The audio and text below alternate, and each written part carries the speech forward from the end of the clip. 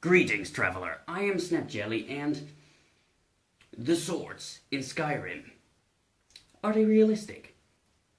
Well, I thought I was done talking about this already, but me, like the idiot I am, skipped two of them. For some reason, I skipped the Miraak sword and the Stalhrim sword.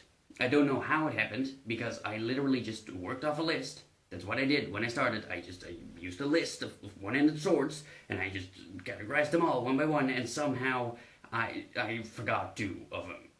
For some reason. I rechecked. They're on the list. They're just, I forgot. Somehow. They slipped by. I don't know how. I'm an idiot, but it happened. So here's a little bonus for those two in particular, especially the Miraak's sword. You guys wanted me to talk about that. Well, this is gonna be a huge disappointment, because I honestly don't really know what to say about it. Apparently, the Miraak sword has tentacles that constantly move. Gross. Also, according to the wiki, which is of course the most credible source ever, this thing is an eye. Double gross. Now, it looks like it would be heavy as hell, but apparently it's one of the lightest swords in the game. So that's weird. It doesn't look like it would be light, it looks like it would be bulky as fuck. Yeah, there's a lot of mass very close to the handle. I really can't imagine what it would be like swinging this thing. It's odd. Also, apparently, if you swing it around, it creates a tentacle, right? But that tentacle doesn't do anything. It just looks cool, I guess. It doesn't do anything in the game either. I don't know what that would do in real life. I have no experience with tentacle swords, I'm sorry. But, what the hell? Okay, now, judging on its design, because, to judge this thing, I would just have to assume that it's proper material, whatever the fuck it is. And, the tentacles, they would be some biological material, I suppose, but they would have to be hard, at the very least, otherwise they would just... You would cut them if they're, a creature or whatever the fuck. Ooh, so gross. Whatever. I'm just gonna have to assume that, judging by its shape and its proper material, that all of that, because I don't know what the fuck this thing is. Alright, so... Usually, added mass on a specific part of the blade, it can increase power or cutting power, or it can change the balance of the sword, give you more tip control. Now, a sword that's as big as this would, I think, fare better if it's more of a cutter. But, because of all the mass very close to the handle, it's not going to be very good as a cutter. More mass at this portion of the blade would, increase more cutting power. It would create a heavier swing as well, but like a falchion, just a weird tentacly one. To be fair, I don't really know if correct balance really matters for a tentacle-twirling, eye-having hellspawn of a sword. I honestly don't know what to say about this thing, guys. I'm sorry, this is all I can say. It's weird, okay? It's just weird. This sword belongs in the what category? Actually, it doesn't even belong there. It needs its own category, because whoever came up with this has some problems. It's fucking hell, that's weird. It doesn't even fit in the setting. It's just so odd. I didn't know this thing existed. Well, otherwise I would have put it in the other videos, of course, but... it's so weird. It's like, it doesn't quite fit in with the rest. Nah, whatever. That's not my problem. I'm here to judge them on their design. And I honestly don't know what to say about it. I'm sorry, guys. Now, a sword that I can say something about is the other one, the Stalhrim sword. That's actually a pretty good design. I like it a lot. Now, it, once more, has an iron rim like the Dragonbone sword has, although this time I don't think it's that big of a deal, because it's quite an awful lot smaller. On this one, it could function as a languette. I think I'm probably mispronouncing that, but let's just take one. Languettes are these kind of things, right? They're not always connected to the blade. Sometimes they are, more often than not they're not.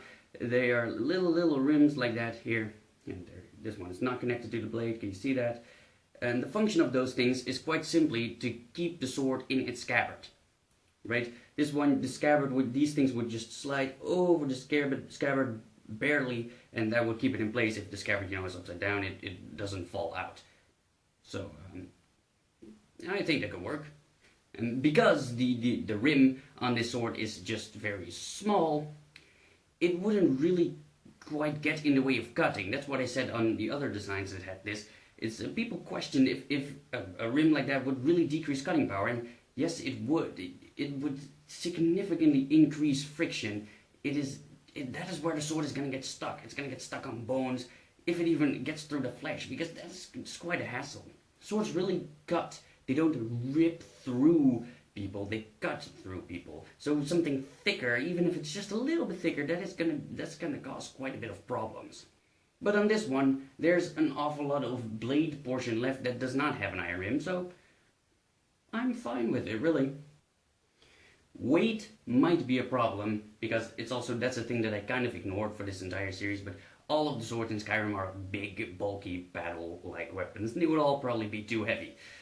And this design is no different. It's just, it's thick, it's bulky, and that might be a problem, but I ignored that for the rest of the swords as well, so I'm gonna ignore it now too. It has a little upswept guard, which is very protective. It's not necessary, but it's great. I like it. The grip is very long, nothing surprising, and the pommel is actually a really normal and reasonable shape. Now the edge is fucked up. You really don't want an edge like that, but once more, it's not useless because of it. I mean, an edge that is just ruffled up like that is not going to cut as good as a straight edge, right? As a good edge. But it's, again, not horrible. I mean, if you could have a straight edge, then by all means have a straight edge, because it's going to cut way better. But this thing it's still going to cut. It's just going to be a little bit tougher to cut. And actually, the rest of the sword is very good. I like it, really. It has no parts that you can accidentally hurt yourself with. It's reasonably proportioned, except for the long grip, which is not even necessarily a real problem. It's just unnecessarily large. Really, it doesn't do anything for you, but it's not really a problem. The pommel is normal. I like this sword, really. I would put it in the good category, actually. Yeah, it's not great, but it's reasonable enough. I like it. As a fantasy sword, I think it's pretty good. AIDS. Now there's something else that I wanted to say. In my second video, I believe, I said something about the Forsworn sword, and there is somebody who made response videos to my videos. Now, most of what he says is just, opinionated. He doesn't quite agree with me, which is fine, but he did change my mind about something. I can't remember his YouTube name, it's awfully long, but I will leave a link to his video in the description below if you're interested, because he corrected me on something, and I completely agree with him. I was completely wrong. It's about the Forsworn sword. You see, when I talked about the Forsworn sword, I said that the spike on top of the Forsworn sword would be a problem, because it starts at the portion of the blade that you would cut with. But this guy very smartly said that that is only the portion that you would cut with if it's the most effective part to cut with. Let me explain. On an arming sword of any kind, you would generally cut with this portion of the blade, about-ish, right? And you will cut with that portion of the blade because just mechanically, that is the most effective part to cut with. That is what you're going to do the most damage with. But if there is somehow some structural difference that causes this to not be the best portion to cut with, then you simply wouldn't cut with this portion. You would cut with that portion. And the Forsworn sword is actually a great example. Because the spike starts where it starts, you won't cut with this part, you would cut with that part. It's absolutely right, and it's actually, now that I think about it, it's stupid that I even said it, because I said that, you should cut with the part that is actually a bad part to cut with. It's so dumb that I said it. Now, looking at the design now, thinking about how you would use it, I think, kind of as a rake. Let's grab this one again. Oopsie daisy. like the way these swords are used, these ones you twist them very close to your body, right, and you kind of always keep them in hammer grip, and you have to come very close to your opponent in order to actually slice them, right? And they are curved this far because that gives you a lot of surface area, so that creates a very deep cut. Now looking at the Forsworn sword, I think it's a fairly similar idea. You would get up very close, and you would use all of those spikes to just rake your opponent's body, create very large, open, gruesome wounds. And of course, the point would still be a very good thruster, considering the thing doesn't just fall apart. Then you could kill somebody with that very good. Yeah, it would be quite accurate thruster. So, yeah, I think you're absolutely right. So thank you for that, honestly. I still stick to my point that it belongs in the category where I put it. But, yeah, you know, I said something wrong. I said something horribly wrong. Thank you for correcting me. As I said, I will leave a link to his video in the description below. You can click on that if you want to. I will also leave links to my social media in the description below, where you can follow me or whatever the fuck, where I share the juiciest of memes and mostly unimportant stuff that you don't care about, but sometimes something interesting that you might actually want to know comes along. So you can follow me on those things in the description. Do the clicky clicky. And if you watched this video this far, you might as well subscribe, because you obviously liked it. I mean, you're gonna like the rest of my videos as well. So subscribe and hit that little bell button, because if you hit the little bell button, you are gonna get notifications every time I make a video. And boy, do you want that. You want to see more of this, don't you? Yeah, absolutely. Gosh, what am I doing? Thank you for joining my quest, and I hope you'll join me in the next one. Bye-bye.